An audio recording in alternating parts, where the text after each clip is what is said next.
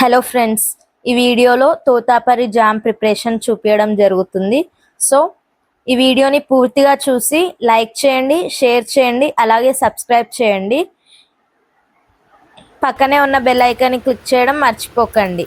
ఈ వీడియోని స్కిప్ చేయకుండా చూడండి. Thank you. ఇవి కోత మామిడికాయలతో తురుము తీసుకున్న తురుమిది.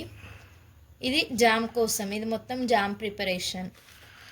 కావాల్సిన ఇంగ్రీడియంట్స్ వచ్చేసి కోత మామిడికాయలు, sugar, food colour.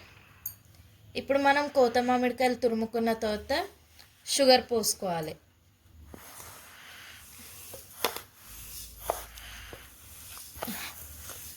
KG తురుముకి KG sugar తీసుకోవాలి. ఒకవేళ మీరు హాఫ్ కేజీ తీసుకుంటే హాఫ్ కేజీ తురుముకి హాఫ్ కేజీ షుగర్ కూడా తీసుకోవచ్చు. మీరు చేసుకునే క్వాంటిటీని బట్టి మీరు చేంజ్ చేసుకోవచ్చు.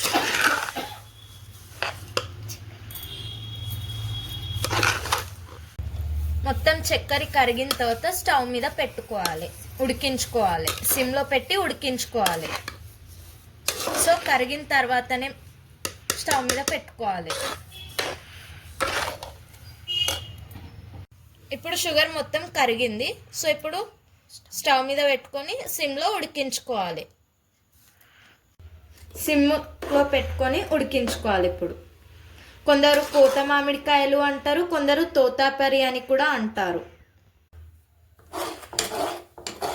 షుగర్ కరగడం స్టార్ట్ అయిన తర్వాత కొద్దిగా ఉడికేటప్పుడు తీగపాకం వచ్చిందా లేదా అనేది చెక్ చేసుకోవాలి. ఒకసారి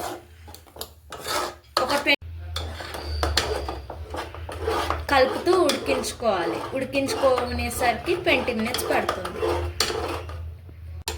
ఇది అడుగు అంటకుండా కలుపుతూ ఉడికించుకోవాలి అప్పుడప్పుడు.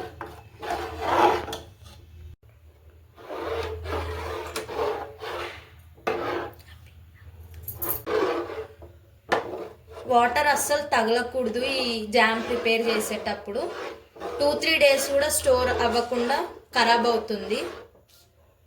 ఉడకడం స్టార్ట్ అయ్యింది.